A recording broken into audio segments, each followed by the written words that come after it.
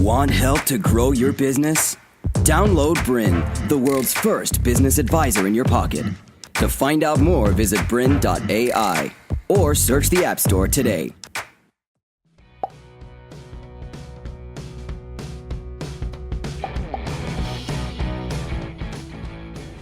Welcome to the final episode of the series on courageous leadership.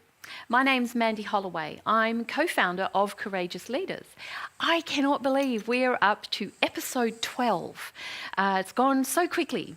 And episode 12 is all about how to develop the muscle that makes you a strategic thinker.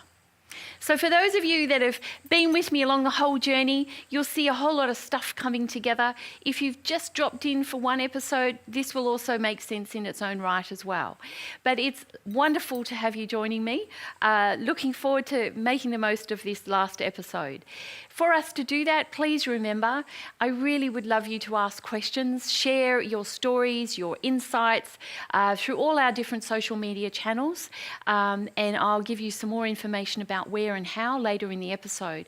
But please get involved and ask and share. Would love to find out what's working for you and what questions you might have. Today is very much, and this episode is very much leveraging off what we did last time in the last episode where we were looking at decision making. So what we're looking at here very much is business mastery. And for those of you that have been involved in the whole journey, you know that we've talked about improving your confidence, your conviction, your courage in the leadership mastery that you bring as a business owner so that you're unleashing the true potential of everybody within your business plus the potential of your business. So we've looked at self-mastery, relationship mastery, and now we're looking at business mastery. Last time round, we looked at decision making, and this time round, we're looking at strategic thinking. And I guess the links, if you want to think of it this way, is that when we looked at decision making, we looked at your ability to influence decisions. Or what are you doing to encourage your younger people to influence the decisions that you're going to make? We've got decisions being made, and we've also got action being influenced after those decisions have been made. Now, the link that you're going to see today is that your ability to get greater value out of each of those elements in decision making is absolutely impacted by your thinking capability, and particularly your strategic thinking capability, that you are thinking more about the outside and linking it to what's happening on the inside. And in my experience, what you often see are people are so busy in their day-to-day operational, making things happen. You know, I've got all these tasks, I've got my task list, I've got my timeline, I've got things I've got to tick off. And we get so entwined in that we actually don't step back and think more broadly and think about what's happening outside of the business and how that impacts on what needs to happen inside the business. So one of the things that I'm going to talk to you about is and probably a bit of a reframe for some people, is when we're looking at strategic thinking, is many of us, as soon as those words get mentioned, our immediate thought is that strategic thinking is about creating a strategic plan, some kind of document, some kind of outcome. The reframe that I'm going to encourage you to make is that I want you to think of strategic thinking as an activity, not an outcome. It's not an outcome or an output, it's an activity. So from that perspective, then what you need to be aware of is you need to be building capability. Again, I'm going to refute some of the stories that people sometimes tell each other and reinforce with each other, is that you're a natural born strategic thinker. You're not. you might have a propensity, as if you remember back when we looked in episode 1 and we looked at your Myers-Briggs preferences, and some of you might have had an intuitive preference as opposed to a sensing preference. An intuitive preference means that I'm going to think of the bigger picture as opposed to the detail.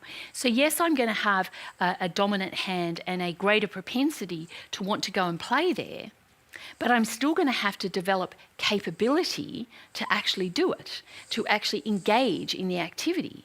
So I need to be building skills and capability to think strategically. So it's like any other muscle. If you're not using it often enough, then it's going to diminish. It's not going to be as powerful and useful. So what you have to do is actively go out there and look for opportunity to actually build that capability. So actively seek out times to go and think strategically and not just wait. And in my experience, many business owners set themselves a task, oh, I need to go away for 2 days and do my strategic plan. And sometimes I get my team involved. Sometimes I might get one of my advisors involved. And I go and do that for 2 days. I produce something and then I go back on my merry way inside my business. That's not what we're talking about today. Today is about looking for opportunities very regularly throughout the year to think strategically. And then very much creating experience. Because just like any muscle, the more it's used, the greater experience that I create, the stronger I'm going to be. And I usually say to younger leaders, so if you're a business owner, small business owner, and you have people in your team, I would say to them that no one's going to look after your career the way you're going to look after it. So you actively have to go and seek out experiences and opportunities to build the capability to think strategically. Edward de Bono, who's known globally as, the person who initiated the whole idea about thinking laterally, and he very much said, it's a learned skill. You can learn to think creatively. You can learn to think laterally, to think strategically. So it's important for you to recognise that you actively have to go out there and consciously want to develop the capability to think strategically. I think I always love sharing Edward de Bono's quote here from one of his books, and I think it depicts perfectly what I'm talking about. He actually says, intelligence is like the horsepower of a car. Thinking is like the skill of the car driver. Many highly intelligent people are poor thinkers and get caught in the intelligence trap. Many less intelligent people have developed a high degree of skill in thinking. And if you ever want to see that in action, watch the movie Good Will Hunting, because that's a perfect depiction of somebody who has a high order skill and intelligence, somebody else who has a very, very high degree and capability of being able to think and challenge and think outside that box, and they've developed the muscle power to do that. So really important, think about the stories you might be telling yourself around my ability or inability to think strategically, and truly challenge those because they're not valid. You can actually build strategic thinking capability. Now, what are we talking about when we're talking about strategic thinking? I've already said to you, and to me, I think the biggest thing is the ability to link what's happening with the outside with the inside. And too many of us are so trapped in doing the thinking about our business and what's happening inside it on an operational level that we don't step back and think about what's happening in the outside and what does that mean for our business. So, this little chart that I'm going to read through for you just depicts what we're talking about when we're talking about strategic thinking. It's another way of summarising it.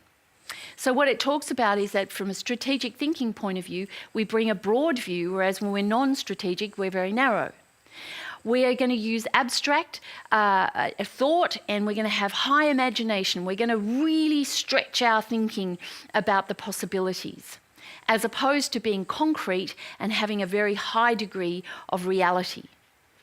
And we're not saying that reality is an important thing and that will eventually become part of the strategic thinking when we're operationalizing it. So we need to do the strategic thinking and then go, okay, so now how do we operationalize it? You'll notice it also talks about embracing uncertainty. I've talked about this before in earlier episodes. There's a lot of data out there talking about the fact that our environment in which we're working in now, we've got to get used to, and the acronym they use is VUCA. You know, volatility, uncertainty, complexity, and ambiguity.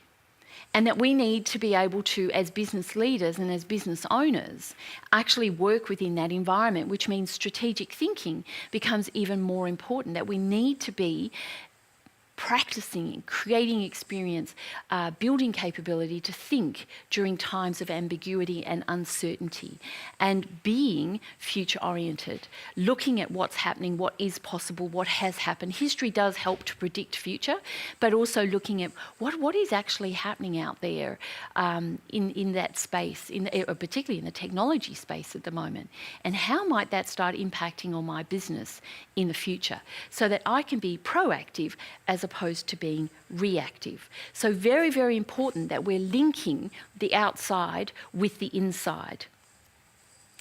I think, as I said, when you look at the description that I just read out a moment ago about Edward de Bono and talking about, you know, it's one thing to have the intelligence, it's another thing, and the horsepower of the car, it's quite another thing to actually build the driving capability, to actually make use of that horsepower.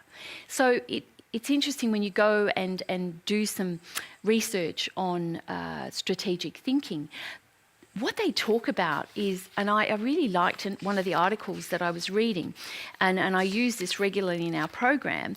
It talks about the energy forms, 3 important forms of energy that motivate people to acquire and practice effective strategic thinking. And one of the energy powers is curiosity. And you know that I've used that word a lot if you've been involved in these episodes, that if we want people, which we're wanting people to do, is operate in the learning zone and being prepared to challenge and change, then we want people to come with curiosity. That's the energy that we want them to bring as they're experiencing and engaging in strategic thinking. And Albert Einstein, there's a really great quote from him. The important thing is not to stop questioning. Curiosity has its own reason for existing. And I think that's really powerful. Walt Disney was known to say we keep moving forward, opening new doors, doing new things, because we're curious, and curiosity keeps leading us down new paths.